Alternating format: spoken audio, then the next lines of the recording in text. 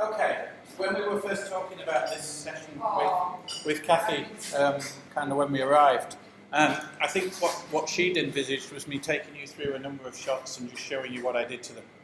So we've gone through the basics on the right-hand side. So what I'm going to do for the next kind of half an hour or an hour is just take you through some more shots at a quicker pace, right? And I'll kind of like start from the shot as it came out of the camera, and I'm just going to do an edit, okay? So you can kind of watch what I'm doing and follow it along. But you've got the original DNG with the history, so you can actually follow that history up at any time in the future as well and see what I've done. But I'll just kind of explain my thought processes as I hit a picture. And, you know, it may work for you, it may not, but it just tells you my thought processes, if you like, which may or may not be the best ones, but they end up with something. So this is a shot that I took when we were on holiday earlier on in the year on the west coast of Ireland. There's a little island called Valentia Island off the west coast of Ireland, and this is near where we stayed. So this is mainland Ireland over here, and this is actually Valentia Island here, and there's a little lighthouse. So I mean, it's a nice enough shot, but after I'd played around with it, I ended up with I've just pressed F for full frame. So that's the final shot. Okay, so kind of there's a bit of difference between the two. So I kind of want to just take you through, if you like, how you turn the first one into the second one. Now, I was just talking to Narissa. Was it Narissa or was it? Yeah. And she was saying, like, kind of one of her challenges is landscape. How do you ever get that feeling of the landscape, the big image in front of you? And I said one of the key things is panoramic crops. Okay, and it's amazing the difference it makes. The panoramic crop is such a powerful tool. So many people forget about crop as a way of expressing the photo. They think, oh, I'm just going to crop it out to get rid of that branch, or to focus down on the person, or whatever it is. But especially with landscapes, this wide crop makes a huge amount of difference. Okay, so it's very often one of the first things I go to when I'm doing a landscape. So I've lost a lot of the sky, I've lost some of the foreground, I'm following generally the rule of thirds, so there's the kind of main line of the water, and the lighthouse and the lead-in road here is kind of pretty much on that top thirds line. The lighthouse is pretty much on the right third line intersection point here. Okay, you don't have to be slavish to it. I mean, obviously, I didn't want to chop the top of the mountain off or whatever, but you apply these rules and then adjust them to fit, if you like. So let's just start with the import, and then I'm going to close that down. I'm going to forget about what I did, and we'll kind of see what happens. When you're looking at a photo and trying to work out, the histogram and getting all the dynamic range in and stuff, if you're going to crop it, do that first. Okay, because I'm going to do this as a panoramic crop. So I'm going to go into crop, I'm going to go into my drop-down list, and I just like the 19:7 format. Okay, it's not a standard format. It's one that I came across a few years ago, but it gives a nice, wide, big panorama crop. Okay, so I generally use 19:7. So if you haven't got that in, make a note of it and add it in as one of your custom aspect ratios. Okay, so I've done the 19:7, and then I'm going to keep in as much for now of the scene as I can. Maybe bring it in a little bit, and then I've got my grid up, and again I can show the different grids by pressing O, but I'll stick to the rule of thirds grid, and I'm going to put that lighthouse bang on that intersection point of the thirds. I'm looking at the rest of the lines. I'm thinking, yeah, the mountain I want to keep. So if I do that, then that's kind of going to be about right. Maybe bring this in a little bit. And yeah, I'd be kind of happy with that. So double click on that, and that gives me my starting point. But if I go back to the beginning shot before I did that crop. Now watch what happens when I undo my history and just go back to the beginning shot. Watch the histogram. Okay, it's different. Yeah, because what I'm doing is I'm throwing away a lot of brightness up here, which is registering in the histogram over here. Okay, and a fair bit of darker area down here. So when I finish my crop, I'm starting with a different histogram. Okay, so that's where I'm going to start now. I've decided my crop, and now I'm going to do my whites and blacks, yeah, based on that histogram. Okay, so there's not a lot of things in Lightroom that kind of matter in terms of doing them in a certain order, but this is one that I've come across that I've learnt is quite important to do early. So if you're going to do a crop, try it first, and then start working on your white balance and stuff. So now I'm going to go into the basic tab, and I'm going to do my standard highlights down, shadows up, and you see immediately, look, we're getting more detail out in those darker areas. Okay, the highlights down is just going to kind of flatten things initially, and you see what it's done as I've done that. So we go back to the middle and look at the histogram. Okay, it's kind of a bit spread out, but that left highlights, right shadows, it kind of bunches everything up together, and then I'm going to set my white point, Alt and drag to the right until I start to see some white, and then drag to the left, and those blacks, I'm just going to push them a little bit because I want the contrast in the rocks. Okay, so now we've got that fully spread out histogram. Okay, but again, if I go back to the beginning of that, even those those changes, just those histogram changes, look at the difference in the kind of clarity between before and after. There's a lot more pop. There's a lot more clarity in the shot. We're already kind of looking at a much better shot, a much more printable shot, a much more kind of impactful shot. Let's have a little play with clarity and see what clarity does. So you see, if I go left, it kind of goes all dreamy, yeah, and that's not a bad look, yeah, but it all goes dreamy. So these basic tab sliders are working on the whole shot. All right, so you want to be kind of a bit careful. If I go to the right, I can really buff up kind of the clarity and stuff, but it's on everything, and maybe I don't want to do everything so that it's really, really sharp and in focus like that. I'm kind of just going to want to do little bits, yeah. Good old Serge Ramelli, talks about this, and he talks about working on a photo like this and just applying changes to small areas of the photo, and he calls it complexifying the light, which I think is lovely. I don't think it's actually a word, but I think it's lovely. It's a lovely way of kind of thinking about editing. So we're going to do a bit of light complexifying in a minute. Okay. I'm going to push the clarity just a little bit, just to give myself a little bit of extra, and I'm just going to push the vibrance up to about 20 as well, just to bring the colours of the greens out a little bit more. Okay. I'll normally jump down into detail at this point. I don't tend to spend a lot of time in tone and HSL.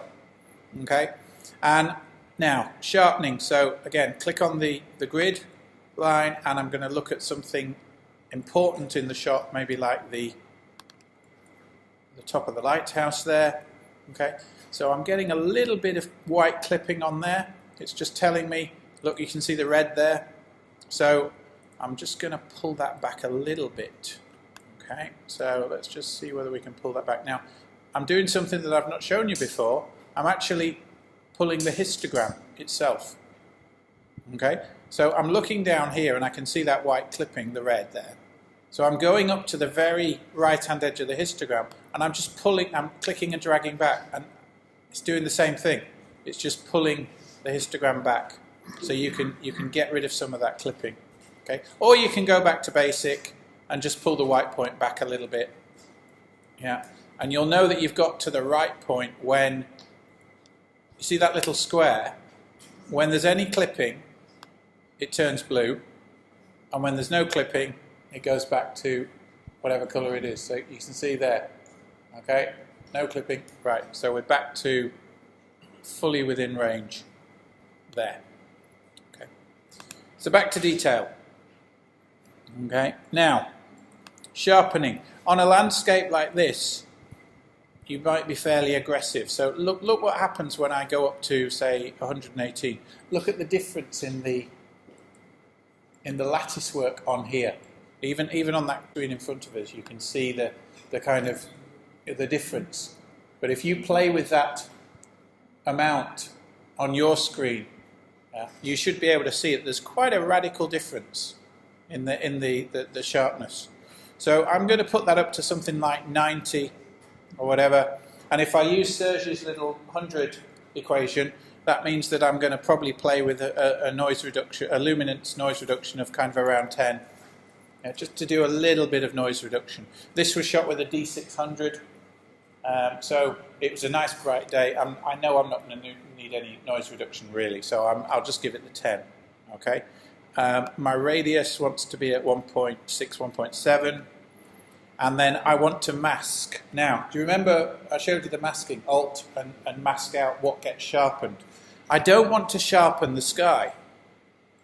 Yeah, I don't really want to sharpen all this grass. Okay, because that's kind of nice. Kind of stuff that doesn't probably need sharpening. So I'm gonna use the masking, yeah, and I'm gonna drag it over to the right, yeah. So it's just really going to pick up the main lines of the rocks and stuff like that. Okay, so really I'm going to drag all the way over to pretty much 100, and then I'm going to apply. So that sharpened the lighthouse. It sharpened the lines in the rocks, and it sharpened the waves a little bit. But it's not touched the sky because I want to leave that nice and the clouds nice and creamy. Okay.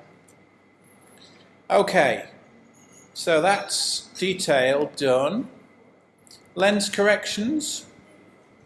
Go into basic. Enable the profile correction. Now look what happens when I enable profile corrections.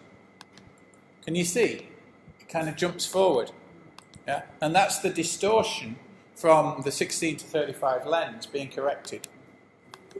Okay, so it's just worth putting that in and remove chromatic aberrations I put in anyway, and that's all I need to do under lens corrections. Okay, and I'm also generally on a kind of landscape shot like this, I'm going to put on a little vignette over the corners.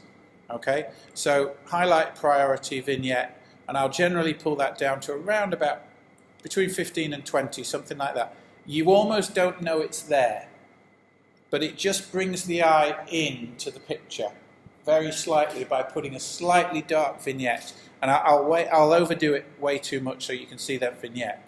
Yeah, so that's the vignette. Now, the other things just adjust what the vignette looks like. So you've got the midpoint, you can expand or contract.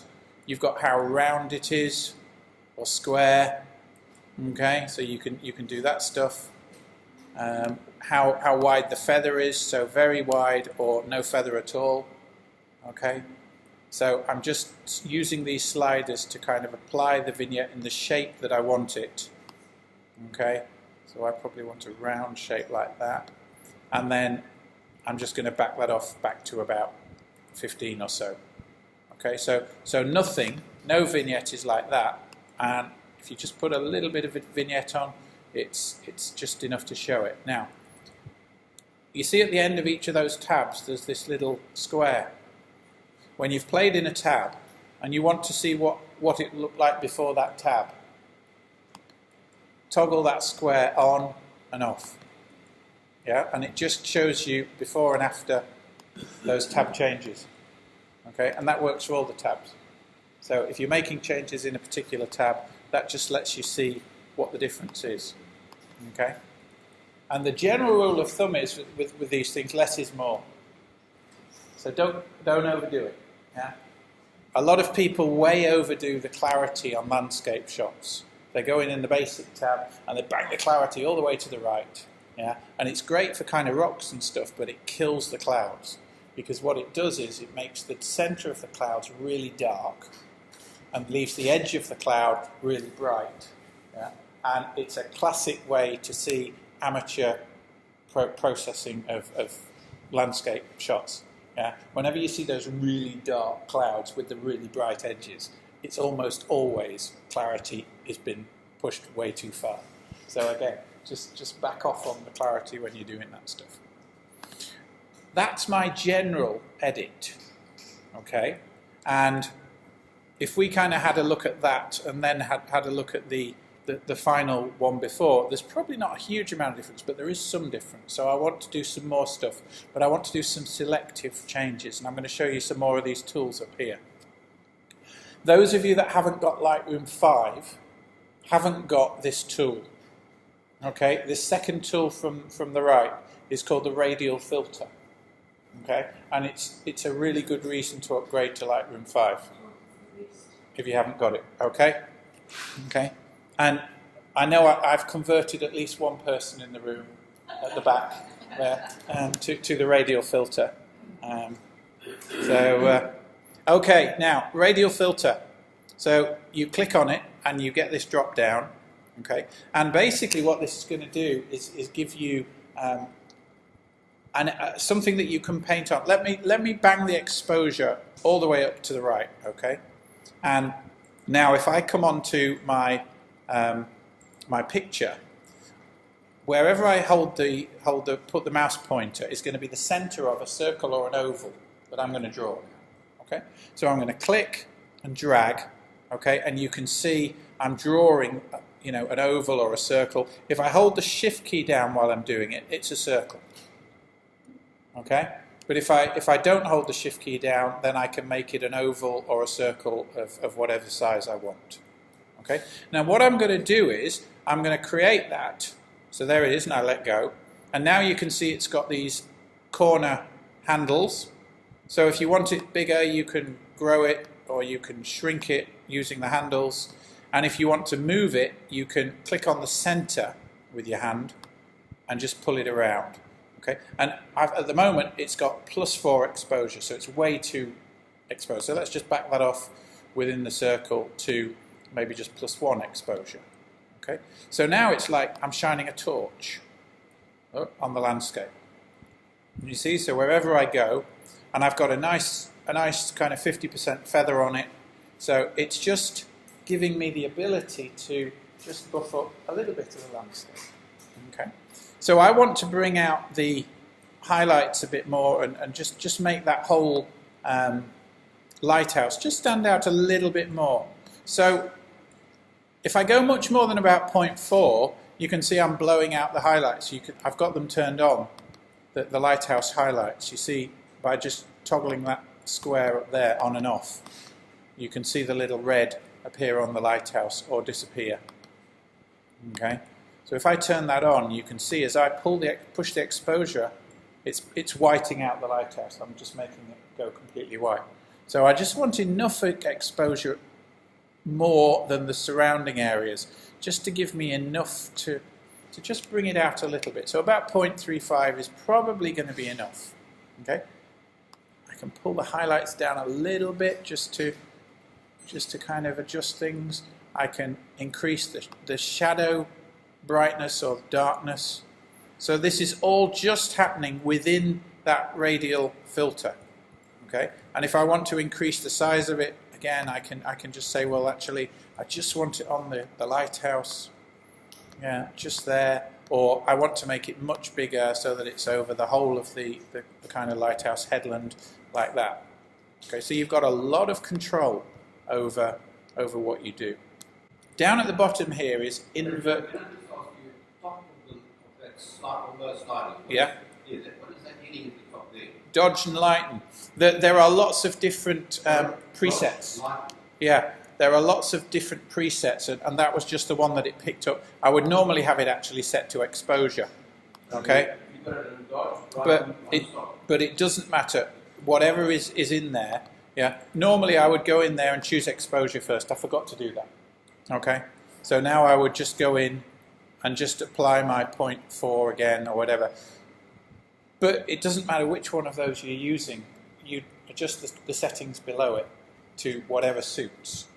So when you're working on your picture, Yes. everything is happening only in that radial Filter. Yeah. nice and On the outside. Right. Okay, good question. All right. Your invert mask, okay? Change the state of that. So if there's a tick in it, untick it, and if it's not ticked, put a tick in it. Yeah? And that will invert. Yeah? So if it's all happening on the outside at the moment and you click on it, it'll now happen on the inside. Yeah? So if I want to apply these exposure changes outside that circle, I just click invert mask. Yeah? So it now is applying all the exposure changes on the outside, but I want to just apply them on the inside. Okay? So this is like the vignette, but it's movable, and it's much more controlled. Okay. Another thing that Serge often does is he'll do one spot like this, yeah, and then he'll say, right now, I want the same thing in a couple more spots. Put your icon over the center of your selected radial filter and right-click and duplicate. And now there's two radial filters sitting on top of each other. So if you click and drag in the middle, okay, you can kind of drag the top one off and put it somewhere else. The same setting. So it's just like kind of shining your torch with the same settings already applied onto somewhere else. So you can do what you like. Pick a rock, you know, pick a mountain that you want to brighten up a bit, yeah, and apply it and just move it. One of the things that I find, especially with mountain landscapes, is that the radial filter is nice for. So I'm going to duplicate that again. Right-click, duplicate, and I'm going to drag over here. Okay, is that what I quite like to do with darker mountains very often is just pull them out a bit and either darken them off, because in the background they tend to get a bit dark. Okay, so I'll quite often use a radial filter for this, but you don't have to. We can do it another way as well. And what I might do here is just pull the exposure back to 0, but I'm now going to use clarity. Yeah? And as I push the clarity to the right, can you see it darkens off, but it kind of brings out the contrast a little bit as well. Yeah? So without and with, it's just kind of making it a little bit darker. Yeah. So you can just select, you know, where you want that applied. Okay, by moving this around, you can change the amount, you can soften, or you can, you know, make things darker. You can bring down or up the shadows on that. So you just play with these sliders until you get what you want. You can even within that radial filter increase the sharpness just within that radial filter. It's a very, very powerful tool. But let's say that the area that you want to change doesn't match a circle or an oval. Well, then you'd use the adjustment brush, which is this one here, the right-hand icon. Okay. So what we're going to do here now is we're going to paint the sea. Okay. So what we're going to do is we're going to select all the sea. Okay, which is a fairly kind of odd shape, isn't it? So click on the adjustment brush. Okay, and take exposure and bring it all the way to the right. Okay, I just find that this is an easy way of seeing what you're painting. Okay, so now I've got a big brush. Okay, the size of the brush is determined by this slider here. Okay, it says size. So you can just use that, get to a brush that's not too big. On my trackpad, if I hold 2 fingers on my trackpad and just drag down, I can change the size of the brush. I don't know whether you can or not. But another way of changing another way on the keyboard of changing the size of the brush is the square brackets. So use the square brackets on your keyboard, okay, and you can make it smaller or bigger, okay. There's 2 circles that you can see on there. There's an inner circle and then a fainter outer circle, and that outer circle shows how wide the feather is. Okay? So generally you want your feather around kind of 40, 50, something like that, and set the flow to 100. Okay? And quite important for this particular one, I want you to make sure that auto mask is ticked. Because what auto mask is going to do is find the edges. So it's not, when we're applying this, it's going to keep to the sea, and when we get the edges on the land and stuff, it'll not apply what we're doing to anything when it finds an edge. And density up to 100 as well. So flow and density at 100, feather around 50, and then size at probably about 7 or 8, something like that. So now, hold your mouse key down and just start painting the sea. Okay, so just drag around and start painting the sea. And if I just follow the coast with just kind of like the top of the cross, it should, all being well, kind of follow it fairly well using the auto mask and not go anywhere too far. Now if you're getting in amongst the rocks, you might now want to use the left arrow at the left square bracket and just make things a bit smaller and go in a bit further on the rocks, just with the sea but not the rocks, yeah, and then come out again, and again I'm just going to start painting right bracket, right square bracket, make myself big again, and just keep painting in here. So all the sea, and then I'm just going to do this fairly roughly now, but you can see where. So what we're doing here is we're making a selection, and I can take my finger off and I can kind of, you know, move over here and make that a bit smaller and start again. Okay, and it's going to just go around that rock. Okay. Now, if you go too far and you kind of hit a rock that you don't want to be included, let's say I did that. Oh, yeah, didn't want that included. I'm into the rock. If you hold the Alt key down, okay, your brush now goes to a minus.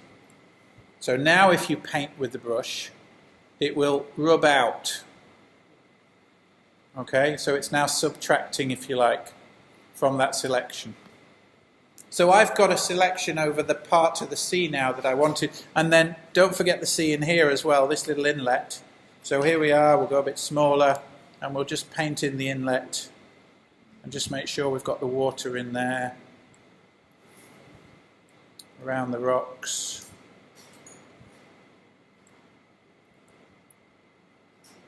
Okay, so I'm pretty happy with my selection there. Okay, so now I'm going to come back over to exposure, and I'm just going to back it back to where it should be. And it's as if our painting has gone away. But that selection is still there. So we can now brighten that, or we can darken that. See now? See there? So I've gone to just half a stop less, 0.7 of a stop less of exposure. It's darkened the sea off quite considerably.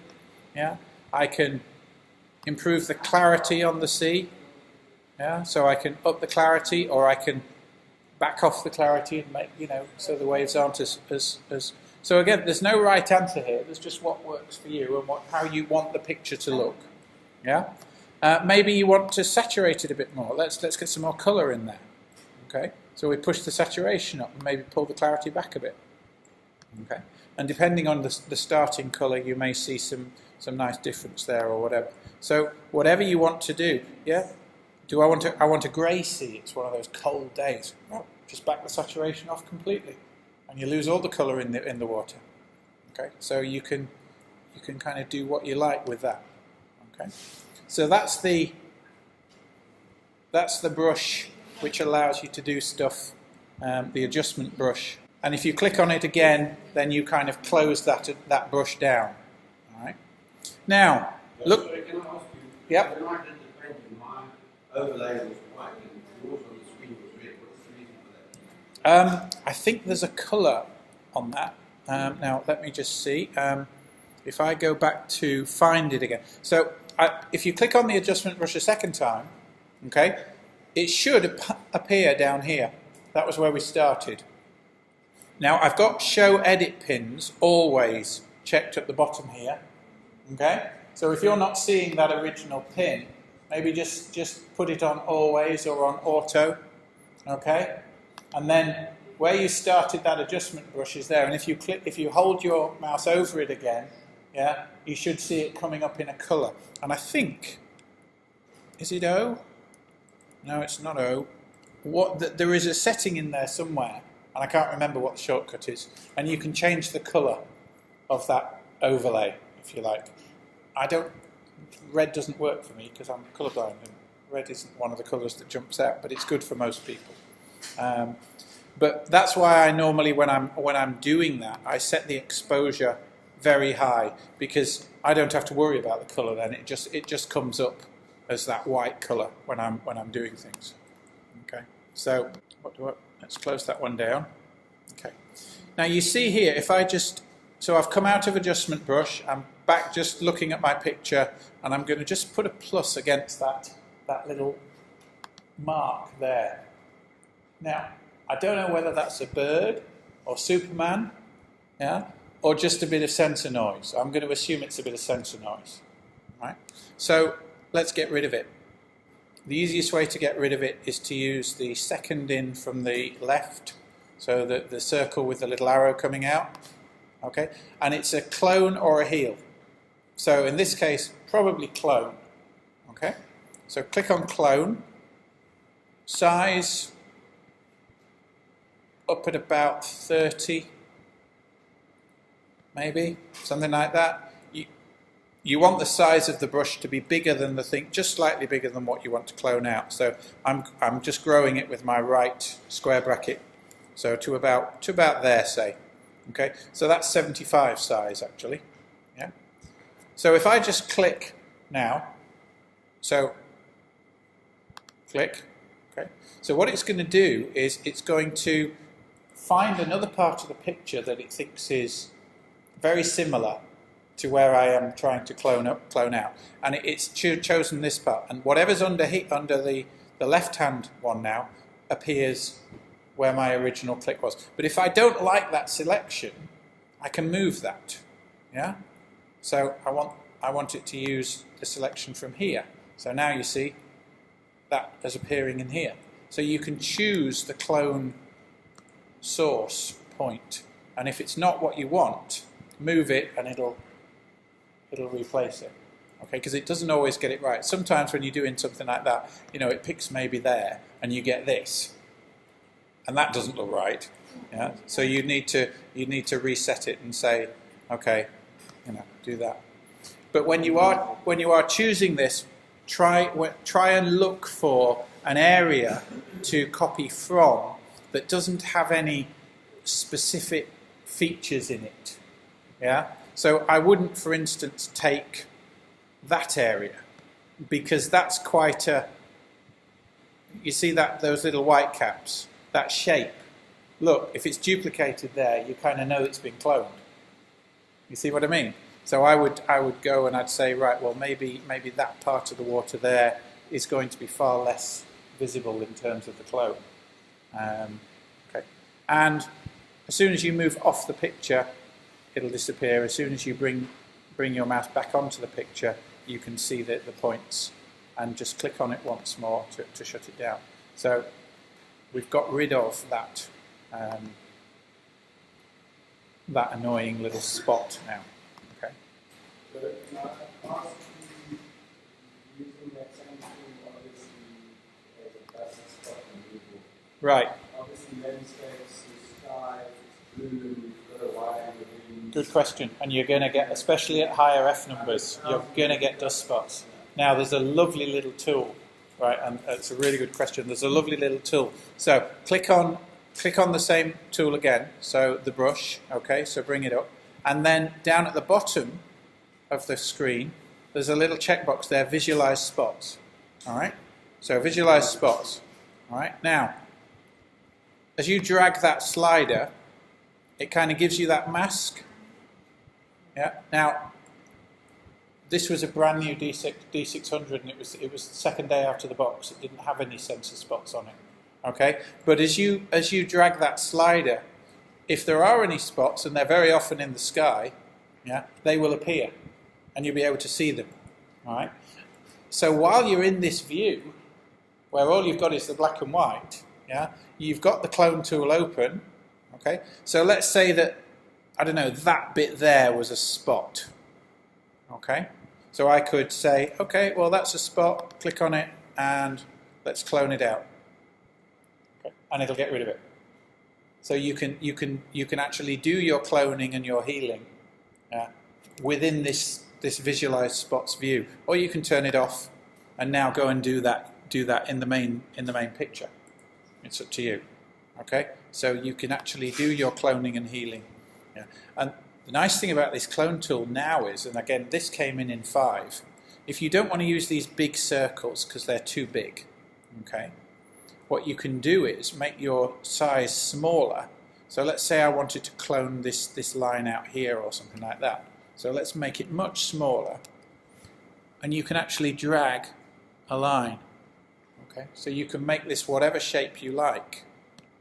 Yeah, and then it will find another shape somewhere else, and it will clone it. So if you've got an odd-shaped bush, or you've got a telegraph pole that you want to clone out, yeah, you can just drag down the whole of the telegraph pole, and it'll clone it from somewhere differently. So no, you don't have to go into Lightroom anymore. And this came in version 5, and it's quite powerful. It's not quite as good as Lightroom. They haven't got the content aware fill down quite as well as it works in Lightroom, as in Photoshop. I'm sorry, yeah. But it's, you know, for 90% of all your cloning and healing, it's going to do the job. And to shut it down, just click on the clone tool again. I'm kind of pretty happy with that now. Maybe I want to darken the sky a little bit, so I'm going to use the graduated filter tool, which is this one here. Okay, so I want to start at the top in the middle and just drag down. It's just going to, I've got my exposure way up at 4 at the moment, so that's why we're showing the whiteouts of the sky. Okay, but whatever I apply is going to be applied as a graded tint filter down. So let's put that exposure back to 0. Now I want a slightly darker sky, so if I just back the exposure down a little bit, can you see what it's now doing in the filter? It's just bringing it more at the top and down to less at the bottom, and you can adjust the width of this filter by dragging these lines. Yeah, you can adjust the line of the filter by moving it up and down with the left and right arrows, you see, and it'll just rotate. So, for some reason my machine is getting a little bit slow. Okay, and I think if you hold shift it goes to no, it's not shift, maybe it's command. Yeah, there is a horizontal setting, but normally I just drag it, and again that's too much, so maybe just 0.6. Just give the clouds a little bit more of a bump, and again I can use that little square just to turn it off and on, just to see what it's doing. Okay, there we are. So yeah, I'm going to leave it like that.